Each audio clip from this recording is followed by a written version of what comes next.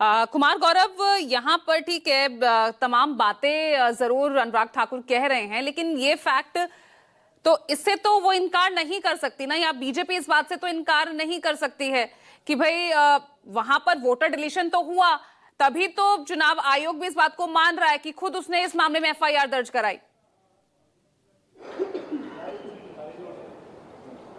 देखिए, चुनाव आयोग की तरफ से जो बताया गया है कि अलंद विधानसभा में वोट डिलीट करने का प्रयास हुआ था और इसके लिए एफआईआर दर्ज कराया गया है और इसकी जांच की जा रही है और लोकल पुलिस वहां जांच कर रही है। हालांकि वोट डिलीट किया गया ऐसा चुनाव आयोग ने नहीं माना है, जैसा कि राहुल गांधी का आरोप है, क्योंकि चुनाव आयोग ये साफ साफ कह रहा है कि वोट डिलीट करने का प्रयास किया गया था। हालांकि अमूमन जो नियमित प्रक्रिया है वोट डिलीट करने की, बिना अगर आपका वोट डिलीट करना है तो बिना आपकी अनुमति के वो डिलीट नहीं होता, या खुद हम अपना जाकर अपने वोट को डिलीट करने की अर्जी लगा सकते हैं। तो ये प्रक्रिया है। लेकिन जाहिर तौर पे आज जो राहुल गांधी की प्रेस कॉन्फ्रेंस रही और उसके बाद जो बीजेपी का जवाब है, कहीं ना कहीं एक सवाल जो बीजेपी लगातार पहले से उठा रही है कि राहुल गांधी को संवैधानिक संस्थाओं पे पहले से भरोसा नहीं है। उनके कार्यकाल के दौरान, यानी कि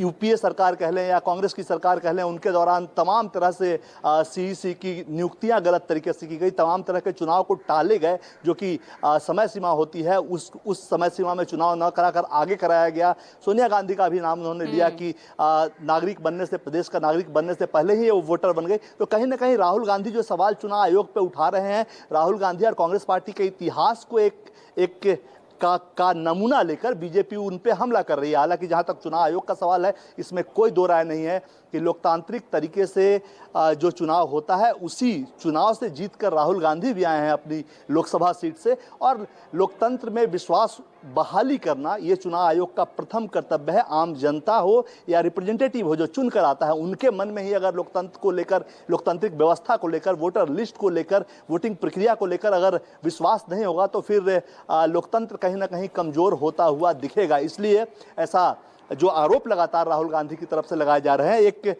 सत्ताधारी दल होने के नाते या विपक्ष की भूमिका में, कांग्रेस के विपक्ष की भूमिका में होने के नाते बीजेपी जाहिर तौर पे जो संवैधानिक संस्था है उसका बचाव करती हुई नजर आती है और कहीं ना कहीं राहुल गांधी और कांग्रेस पार्टी को कटघरे में खड़ा करने का प्रयास करती है। और जाहिर तौर पे जब से ये मुद्दा उठा है, बिहार एसआईआर की जब शुरुआत हुई है, उसके बाद देश भर में इसे लागू करने की जो बात हो रही है, उस समय से लेकर लगातार चुनावी जो एक तरह से कह सकते हैं ट्रांसपेरेंसी है, उसको लेकर राहुल गांधी सवाल उठा रहे हैं और उसी स्पीड में, उसी धार से चुनाव आयोग भी उनको जवाब दे रहा है और सत्ता पक्ष यानी बीजेपी भी उनको जवाब दे रही है। लेकिन हाँ, एक जो मुख्य बात है कि चुनाव आयोग को जितने आरोप लगे हैं उसमें ठीक है, बीजेपी या सत्ताधारी दल संवैधानिक संस्था होने के नाते चुनाव आयोग का बचाव करती हुई नजर आती है, लेकिन चुनाव आयोग के ऊपर है, क्योंकि वो एक इंडिपेंडेंट बॉडी है, स्वायत्त संस्था है। साफ सुथरा चुनाव करना, बिना शक शुबा का चुनाव कराना उनकी जिम्मेदारी है। और अगर किसी को भी शंका है, आम जनता को है या राजनीतिक दलों के रिप्रेजेंटेटिव को है जो कि खुद उसी लोकतांत्रिक प्रक्रिया से चुन कर आए हैं, तो उस मामले को बिल्कुल राफ साफ, क्लियर कट, ट्रांसपेरेंट करना चाहिए। चुनाव आयोग को भी बताना चाहिए पूरे, जिस तरह से सबूत राहुल गांधी देने का प्रयास कर रहे हैं उस तरह से ही चुनाव आयोग को भी चाहिए कि तमाम तथ्यों के साथ वो सामने आए और अपनी बात को रखे, जिससे कि राहुल गांधी पर जो आरोप लग रहा है कि वो भ्रांति फैलाने का प्रयास कर रहे हैं, कम से कम वो इस काम में सफल ना हो। उस भ्रांति को रोकने के लिए ही सही चुनाव आयोग को इस पूरे मामले ठीक है। तो ऋषिकेश, अब यहाँ पर जब भी वोट चोरी की बात